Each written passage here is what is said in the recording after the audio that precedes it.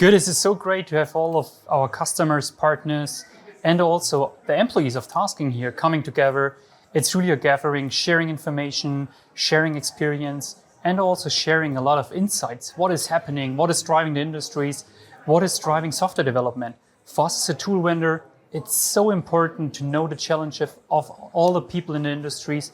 And that is why with the Tasking conference, we brought all perspectives together to make it happen, to exchange information. I think this sort of gathering is very, very helpful because software is really changing the automotive industry and there's still a lot of things that are not fully clear yet.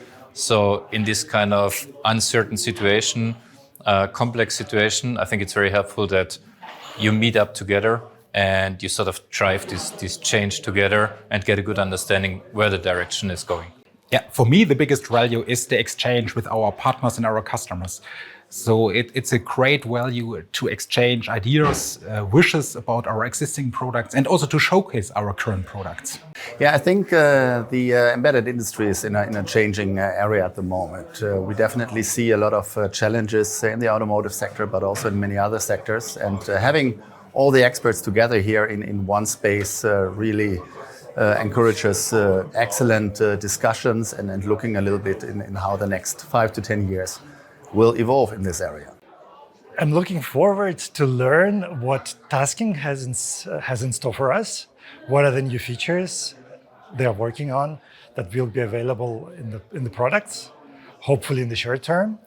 But also I'm very curious to see how others are using the products, what are their experience, and to also get in touch with the colleagues from other companies or potentially also from other domains, to get to know the challenges, but also the solutions that they have and learn from that.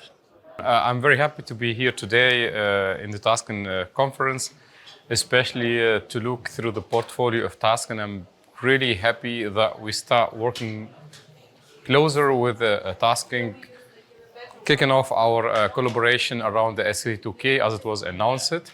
So it's very interesting event here where you learn a lot of insights about the portfolio, about the differentiation from Tasking, but also a lot of insights generally about the software-defined vehicle and many events around automotive generally. So I'm happy to be here. I'm really looking forward to a fruitful collaboration between NXP and Tasking.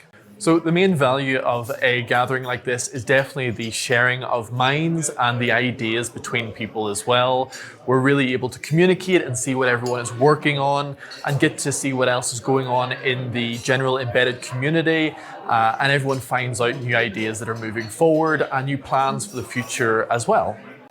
To get together, to get some information and some other views and some overviews about things that maybe not are in the discussion for yourself, and to get connected to people you may know and may not know, and get a very good connection point and discuss the problems of the future.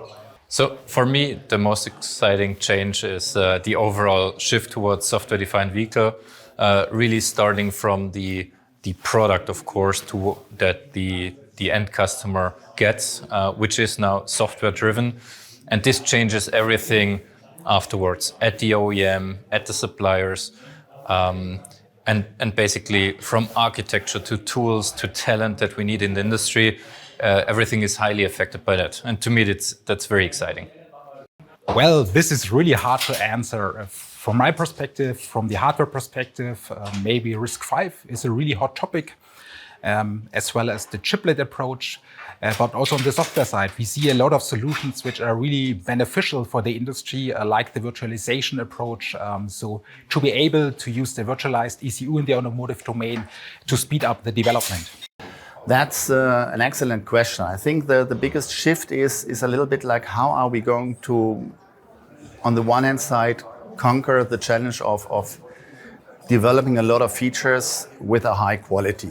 I think it's rather easy to get a lot of features into embedded systems. The chips and everything is not really a blocking point anymore.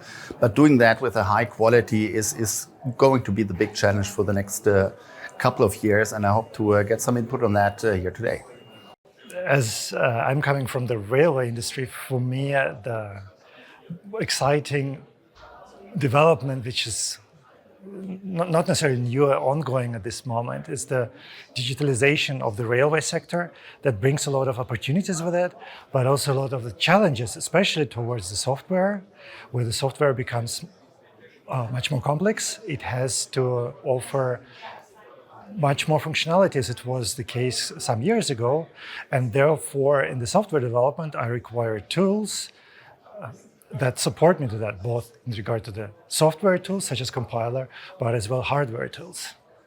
One of the biggest shifts is something that's kind of expected. It's the shift in AI. Everyone's wondering, where is it going to come into the industry? Where do they need to look at it? What are the safety aspects of it as well? And how much can it help different companies within the embedded industry? So I think AI is really the biggest thing that's come in out of this.